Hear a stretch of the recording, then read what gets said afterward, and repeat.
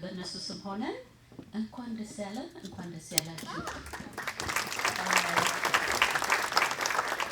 ይህንን ምሽት ልዩ የሚያደርገው ነገር ብዙዎቻችን አማረን ስናስብ ፍቅርተን ስናስብ ብዙ የጠበቅነው ቀን ነበረ። እግዚአብሔር መልካም አምላክ ነው።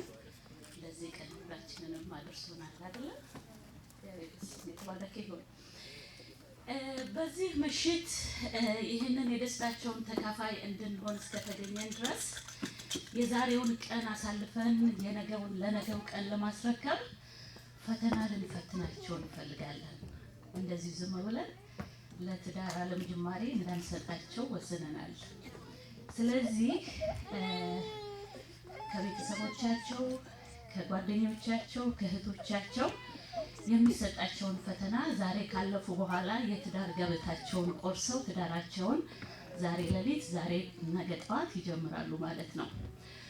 ፈተናውን ካላለፉ ግን ይህ ጉባኤ በሙሉ ይስማማና ዛሬ ፈተናውን ስለወደቁ እንደገና ለፈተናው ዝግጅት አድርገው መጥተው ሌላ የደስታ ቀን ሊፈጥሩልን ይገባቸዋል። እንስማማለን? ኦኬ።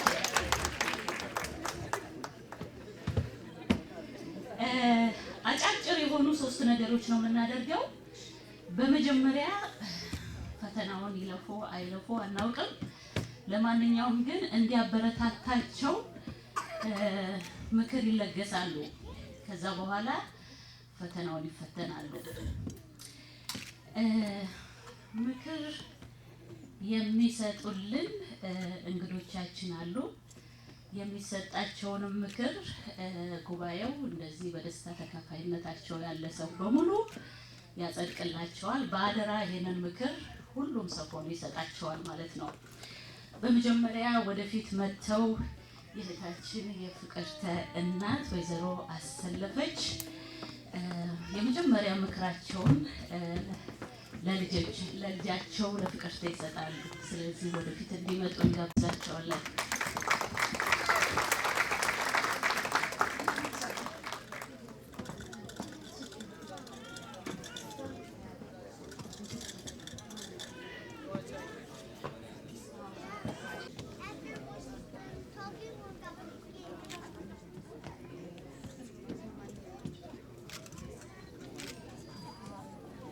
የቹቺዬ የፍቅርተ እናት ወይዘሮ አሰለፈች ይህንን ምክር አንስተውላታል። ለእናንተ አነብላችኋለሁ። ባለቤትሽና ልጆችሽ በቤት በሚኖሩበት ጊዜ ስልክ ላይ ብዙ ጊዜ አታጥፊ።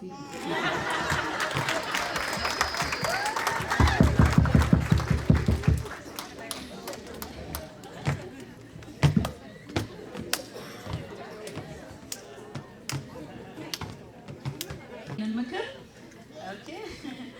እሺ የሁለተኛ ኦኬ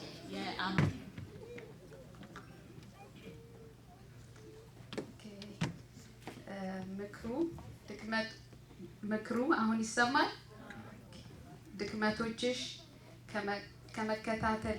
ድክመቶችሽን ከመከታተል ይልቅ በመልካም ባህሪዎቹ ላይ ትኩረት አድርጊ።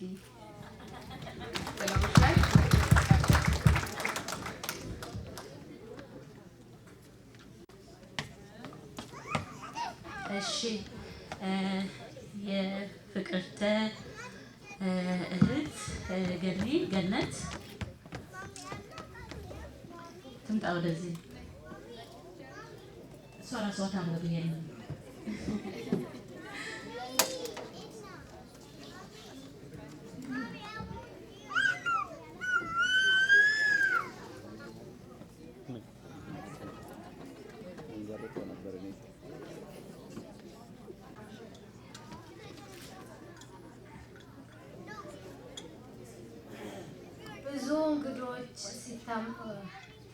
ብዙ ወንዶች ሲታመሙ ከህፃናት እንደሚብሱ አስተውዬ አስተውይ። ስለዚህ ባለቤትሽ በሚታመምበት ጊዜ በደንብ ተንከባከቢ።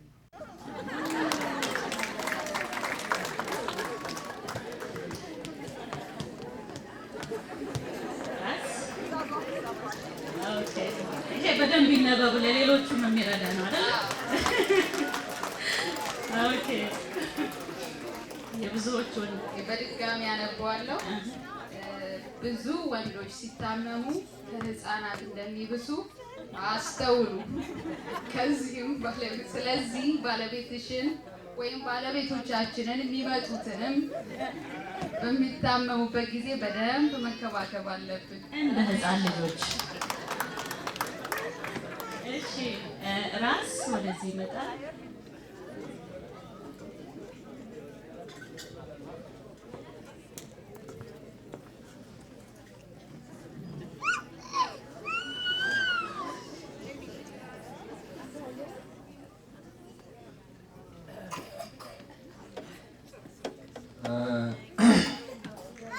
በምትጣሉ ጊዜ የወቅቱ ሁኔታ ላይ ብቻ አትኩሪ፣ ያለፉት ነገሮች አታንሺ እና ፊልጶስ 13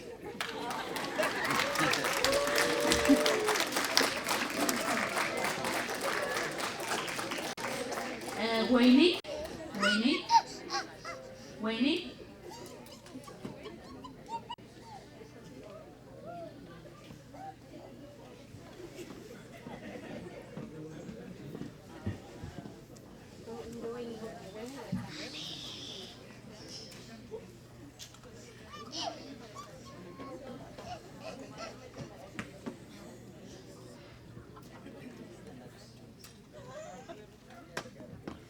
ስትጋጩ ስሜትን የሚጎዳ ቃላት እንዳትጠቀሙ ተጠንቀቂ።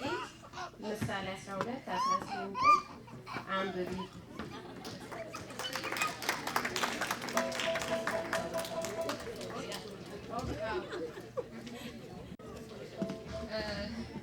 ብዙ ለሴቶች ነው ምክር፣ ትንሽ ስለምንነጫነጭ።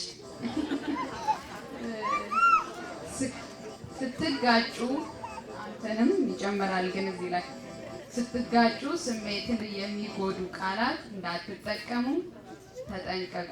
ይሄ ደግሞ እንዲረዳችሁ የእግዚአብሔር ቃል በምሳሌ 12:18 አንብቡ።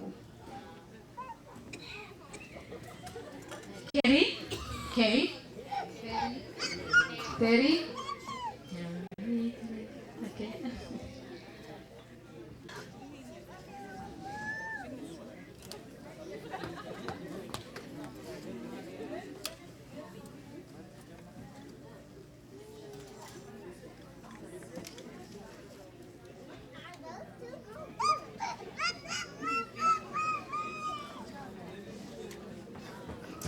ሀሜት ከሚወዱ ሴቶች ዋቂ።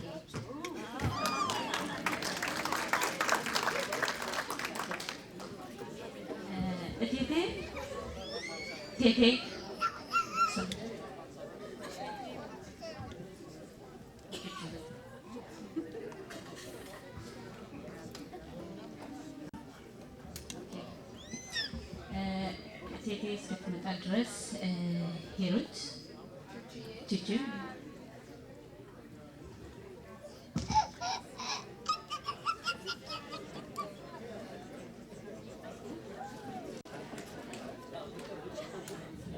እኔ በመጀመሪያ ቅር ብሎኛል።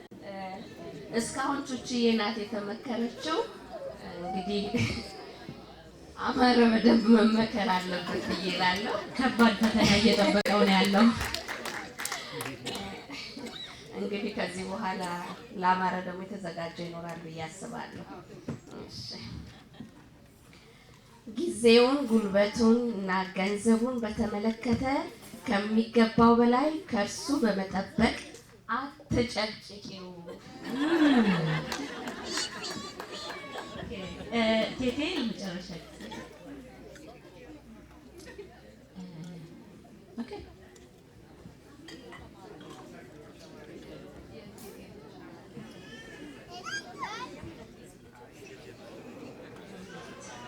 በእናቷ ምትክ እሷ ትመርጥላታለች።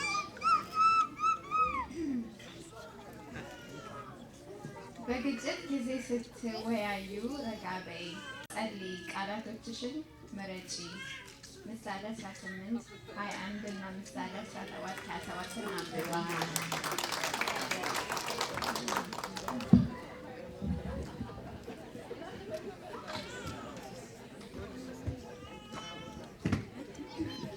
አሁን የሚቀጥለውን ጥያቄ በሙሉ የሚመልሰው ወንድማችን አማረ ነው። ቹቹን አይመለከትም። በመጀመሪያ አማረ፣ የጋብቻ ጀማሪ ማን ነው?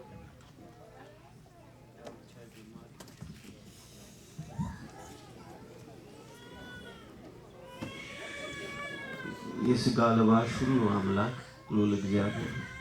በትክክል ተመልሷል። ጌታ ዝቶ ይባርክ። አማረ፣ ባል ሚስቱን 4 ጊዜ እንደሚያገባ ታውቃለህ? ካወቅክስ 4ቱን ነገር ልትዘረዝርልኝ ትችላለህ? ፍቅርተን ማለት ነው። ፍቅርተን 4 ጊዜ እንደምታገባ ታውቃለህ?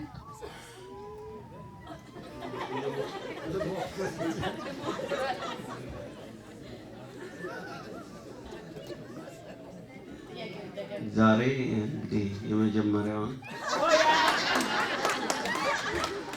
ጀምረናል። እንግዲህ ወደፊት 3ቱን ደግሞ መች ናቸው? በደስታ በሐዘን በማግኘት እና በማጣት። በእርግጥ ልክ ነህ። እሱ መልስ አይደለም እንጂ እንግዲህ ሌላ ሙከራ ላድርግ። ቤተሰቦቿን፣ ህይወቷን እና ኑሯን። እሱ ልክ ነው፣ ግን ትክክለኛውን መልስ አላገኘሁም። እሱን ስታገባት የምትገባው የፍቅር ቃል ኪዳን ነው። ጋብቻ ውስጥ አንድ ሚስትህን ፍቅርተ 4 ጊዜ ታገባታለህ። መልሱን ልመልስላችሁ።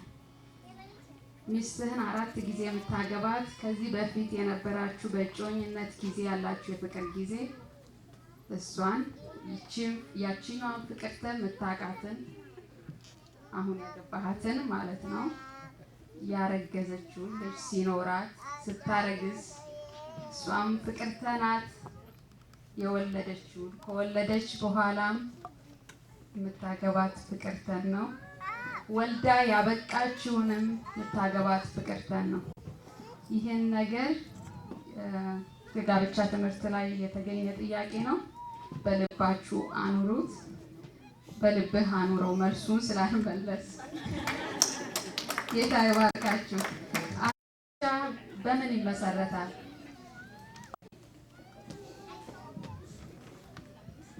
በፍቅርና በእምነት፣ ትገነልኝ። በፍቅርና በመተማመን። በትክክል ተመልሷል። ጌታ ይባርካችሁ። እኔ አሁን ከሁለቱ እናቶቻችን ምርቃት ፈልጋለሁ። እንደገና ደግሞ የደስታቸው መግለጫ ይናገራሉ። ግን ቅድም ሳልናገር እድሉን በኋላ ላይ የሚሰጡ ይመስሉኝ ነበር። አሁን ቀጥታ ወደ ኬክ ቆረሳና ከዛ በአምልኮ ነው የሚያልቀው ይመስለኛል። ስለዚህ አዲስዬ፣ ሮቤ እና ሽመልስ ስም ጠርቼ አልጨርስም። ግን ስፔሻሊ በቃ በዚህ በሳውንድ ሲስተም ላይ እግዚአብሔር ልኳቸው ስላገለገሉት እናንተ ሁላችሁም ለእግዚአብሔር ነው ክብሩ የሚሄደው። ግን የምስጋናችሁና የፍቅራችሁ መግለጫ እግዚአብሔርን እያከበራችሁ አመስግኑልኝ እና እህቴ ገኒ የምትናገረው አላት። ግን ከሁለቱ እናቶች ምርቃት ፈልጋለሁ። ለማንኛውም እሷ ብዙ ነገር ተናግረዋለች። ለዚህ ለሰርግ ኮንትሪቢዩሽን ያደረጋችሁልን ሰፖርት፣ ድጋፍ ገሌ ገሌ ብዬ ስም አልጠራም። ሁላችሁም እዚህ ከተቀመጣችሁት ውስጥ ማን እንደሆናችሁ ታውቃላችሁ። በጣም ነው የምናመሰግነው። ከእናንተ ውጭ ይሄ ሰርግ ሰለብሬት አይሆንም ነበር። በጣም ነው የማመሰግነው። እግዚአብሔር ብድሩን ይክፈላችሁ።